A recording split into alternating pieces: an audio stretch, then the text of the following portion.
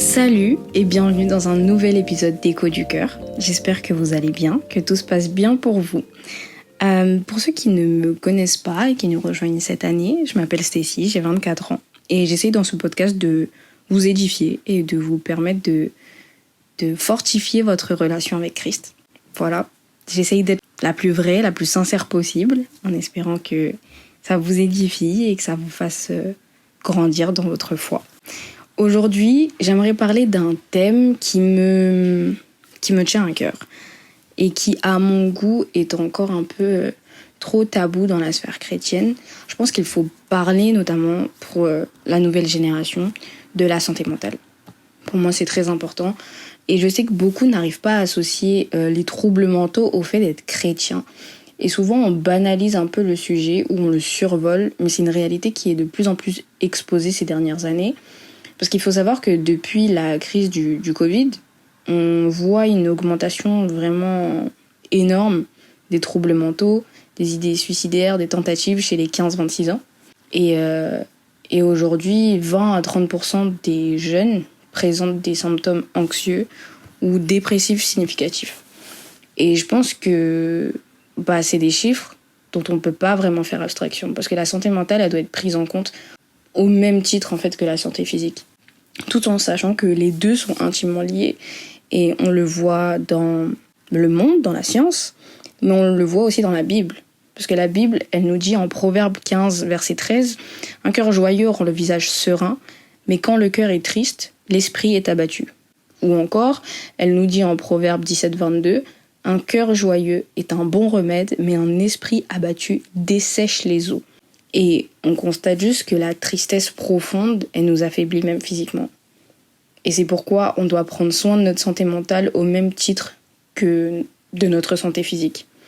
Et bien évidemment, cet épisode, il sert aussi de prévention pour qu'on puisse venir en aide, qu'on puisse apporter du soutien aux personnes de notre entourage qui se retrouveraient dans ce cas-là, que ce soit de l'anxiété, que ce soit du stress, que ce soit des pensées suicidaires, que ce soit des épisodes dépressifs, tout ce genre de choses. Et j'aimerais vraiment qu'on puisse prendre conscience qu'il y a des personnes qui vivent ça et qu'on puisse vraiment être à côté d'elles pour les aider à se relever, finalement. Et comme je l'ai dit au tout début, j'essaye vraiment d'être la plus sincère, la plus vraie possible. Et c'est pourquoi je parle de choses qui m'affectent, afin que vous puissiez être encouragés quand vous vous retrouvez dans l'une de ces situations, de tous les thèmes de chaque épisode que je fais. Et là, je voulais vraiment me concentrer dans cet épisode sur quand on se retrouve dans une situation comme celle-ci, que ce soit, comme j'ai dit, anxiété, dépression, pensée suicidaire, etc. Ce que la Bible dit à ce propos et surtout comment on en sort. Donc, première chose que j'ai réussi à noter, c'est un peu basique, mais c'est se confier en Dieu.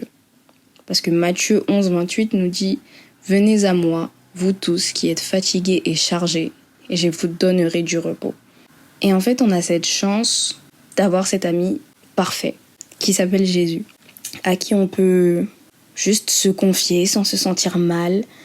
Vous savez, moi, je fais la différence entre le fait de prier, d'intercéder pour les gens, de prier pour quelque chose de spécifique, etc. Et le fait simplement de parler à Dieu, de lui raconter ses journées, de lui parler de tout, de rien, de certaines choses qui ne vont pas, et vraiment d'utiliser Dieu comme un peu comme un journal intime, un peu comme comme cet ami à qui on pourrait dire toutes ces choses. Et là, c'est vraiment cette facette de Jésus dont on va avoir besoin dans ce genre de moment. Vraiment être capable de venir et de dire « Seigneur, je vais pas bien. Telle chose me tracasse, telle chose me stresse. L'addition de toutes ces choses fait que je suis fatiguée. Et en tant qu'homme, je peux juste pas porter ce fardeau. » Et c'est là que Dieu, il va nous répondre « Prenez mon joug sur vous et recevez mes instructions, car je suis doux et humble de cœur, et vous trouverez du repos pour vos âmes. » Et l'âme, c'est là où se situent nos émotions, en fait. Et il nous dit ensuite « Car mon joug est doux et mon fardeau léger. » Amen. Vous trouvez cette référence en Matthieu 11, versets 29 à 30.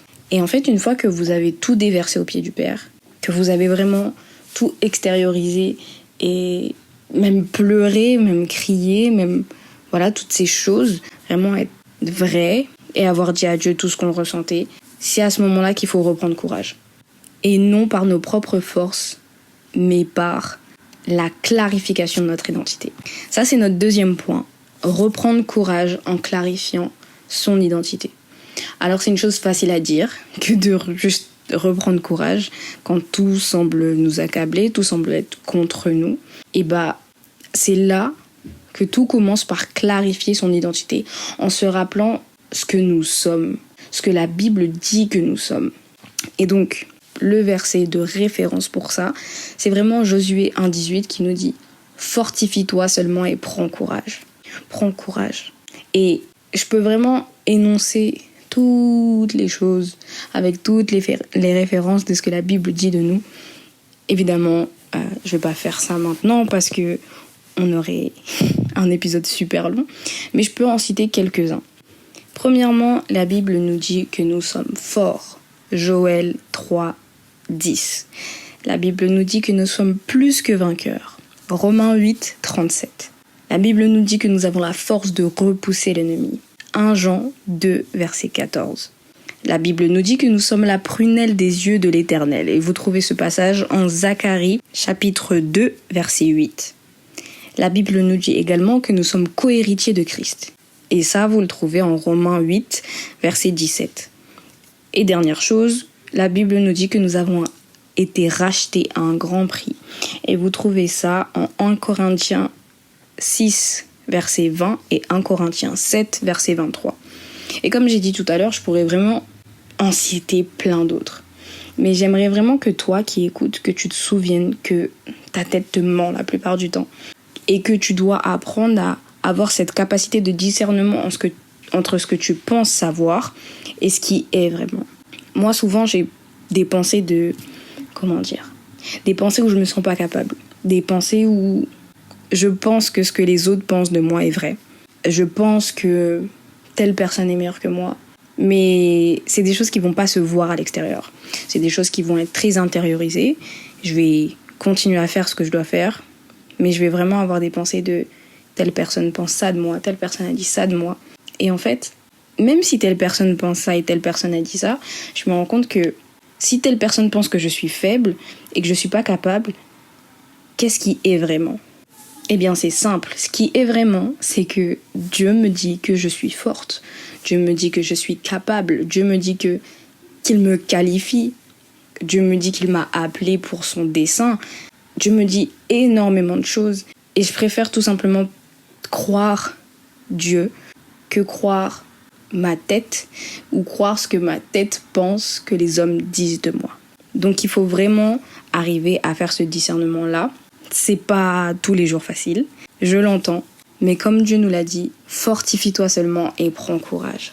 Et une dernière chose qui selon moi est très importante aussi, donc les 2 premiers points, c'était vraiment de se confier en Dieu, et deuxième chose, reprendre courage en clarifiant son identité.